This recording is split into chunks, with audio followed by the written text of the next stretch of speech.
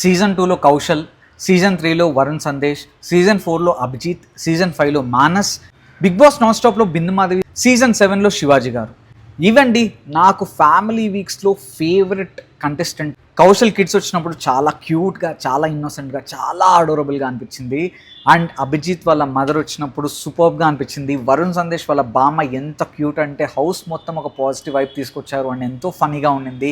And Abhijit వాళ్ళ ma'am కూడా చాలా పాజిటివిటీ స్ప్రెడ్ చేశారు. కొట్టుకోండి ఈ హౌస్లోనే కదా, ఏం చేసుకుంటారో చేసుకోండి అని ఒక ఎంతో ఎంతూజియాస్టిక్గా ఉండింది. అండ్ సీజన్ 5లో మానస్ వాళ్ళ మదర్ అందరితో డ్యాన్సులు చేయడం కానీ చాలా ఎనర్జెటిక్గా, ఇన్ఫ్యాక్ట్ మానస్ కంటే చాలా ఎక్స్ట్రా ఎనర్జెటిక్గా ఉండేవాళ్ళు. అందరూ అప్పుడు అన్నారు, అరే మానస్ ఇలా ఉంటే ఇంకా బాగుండేమో అని.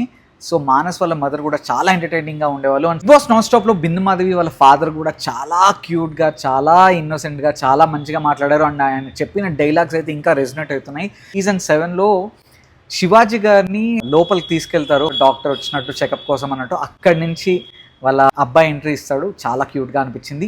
ఈ week Bigg Boss Telugu season 9లో ఫ్యామిలీ వీక్ జరగబోతుంది. ఎవరు ఎలా ఎంటర్టైన్ చేస్తారో, ఎవరు పాజిటివిటీ స్ప్రెడ్ చేస్తారో, ఎవరు వచ్చి హింట్స్ ఇస్తారో, ఎవరు వచ్చి ఏం చేస్తారో మనం చూద్దాం.